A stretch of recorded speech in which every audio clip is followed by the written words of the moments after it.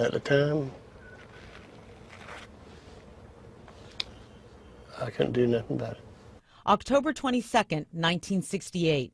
Charles Holt was 19 at the time, living in an institution for boys in Butner, North Carolina, when his life was drastically changed, without his consent. They sent me to Rex Hospital, and then they just pushed me in a room and just gave me some kind of gas. I just went off to sleep. Then when I woke up from it, I noticed something was wrong, and they told me what they'd done, and I wasn't a happy camper. What they had done was surgery, a vasectomy to make him sterile. But why? It turns out the order came from the state, which said he was feeble-minded and unworthy of having children. I want to be out to be just like any other young man, to try to have a family and had some kids that I could call my own, but it didn't happen that way. Charles Holt wasn't alone. In fact, his story is only one representing a shameful chapter in American history. From 1907 through the 1970s, more than 60,000 Americans were sterilized because they had, quote, unfit human traits. It was called eugenics. The goal? Breed out those considered to be a burden on the rest of society and make, quote, better human beings tomorrow. 33 states had eugenics programs at one time or another, supported by some of the nation's most respected doctors and social workers. Even the Supreme Court approved it. Oliver Wendell Holmes wrote in one 1927 case, 3 generations of imbeciles are enough. In North Carolina, anyone, a parent, a teacher, a neighbor, could ask the state eugenics board to have someone sterilized. Some victims were developmentally disabled, living in institutions.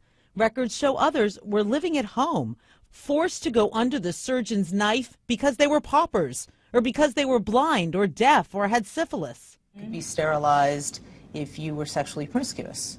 Or if you were paralyzed or not physically attractive, they have a skin disorder, this person's not fit to reproduce. The state of North Carolina has tasked Charmaine Fuller Cooper to uncover this frightening past.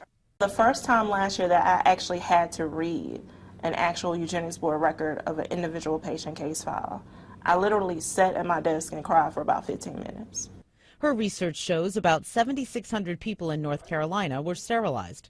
Procedures here continued into the 1970s, well after many states had stopped, so it's estimated about 2,000 victims are still alive. In later years, the focus targeted women on welfare, many of whom were African American. North Carolina has become the only state to take steps to compensate victims. For nearly 10 years, the state legislature has written reports, submitted bills, even heard testimony from victims. I wouldn't have mind having me a daughter, maybe 2, maybe 3. The state need to award us, because we got to carry on. But so far, these victims have received nothing more than apologies from Governor Bev Perdue. I just came here as a woman, as a mama, and as a grandmama, and as governor of the state, quite frankly, to tell you it was wrong. Compensating victims could cost tens of millions of dollars during a time of budget cuts. State legislators, like Representative Ruth Samuelson, are worried about money. We had to set priorities, things like, do we compensate eugenics victims or do we put classroom teachers in place? We had to make choices. Is it possible these victims will, in the end, walk away with nothing? That is a possibility if we don't have legislators who are willing to stand up for the victims. Charles Holt knows he may never see a dime. So the state of North Carolina has said they're sorry. Is that enough? No. What more do they need to do?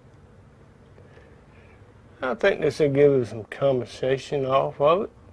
2012 could be the year the legislature acts. Charles Holt holds out hope for an award he says will fit the crime done to him more than 4 decades ago.